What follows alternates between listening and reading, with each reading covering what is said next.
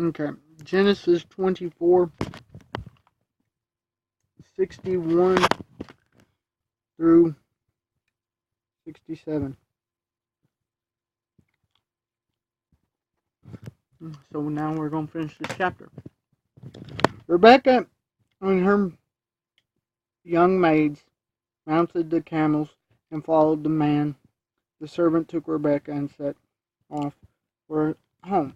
So the servant was given to her to help tend to her, take care of children, be assistant for her as she went. This maid would have been with her doing this since she was a child, most likely.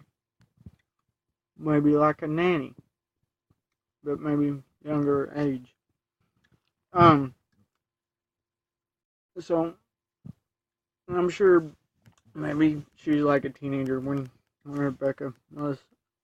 Okay, so either way, this could be wrong, but this maid was for that purpose and was to go. So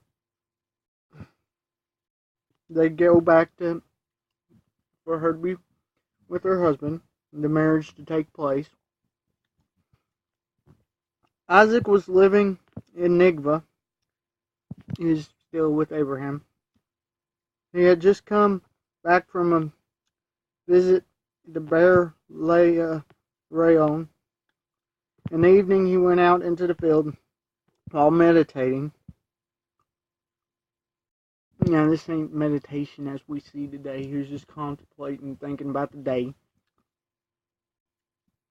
He looked and saw camels coming. When Rebekah looked up and saw Isaac, she got down from her camel and asked the servant, "Who is the man out in the field coming towards us?" So she kind of knew this was the one, her betrothed, her husband-to-be, based off the way she reacts. Excitement, anticipation. She was so excited to get married, and this is the way marriage should be. Excitement, anticipation, but also prepared for the struggles and challenges that also come along with it.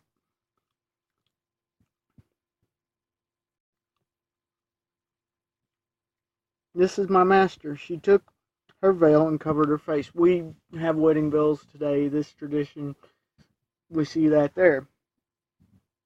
Not used as trickery as Laban does with Jacob later. Or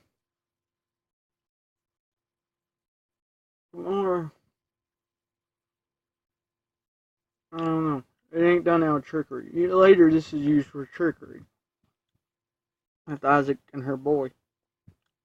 After the servant told Isaac the whole story of the trip, first knowledge Isaac may have had about him having a wife, Isaac took Rebekah into the tent of his mother Sarah. So he gave her his mother's tent. She was his wife. This shows the fact that his mourning period's over because he's married.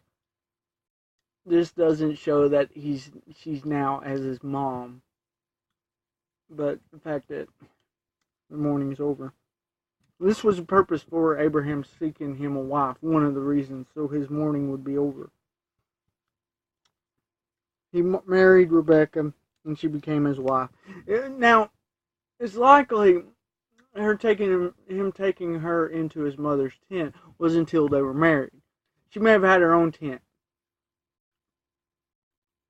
but she would have came into his. He married Rebekah, and she became his wife, and he loved her. Arranged marriage. He fell in love. He got to fall in love as they were married. And if married couples ain't continually falling in love for one another, the marriage is going to die out, dry up, and not be effective. So Isaac found comfort after his mother's death.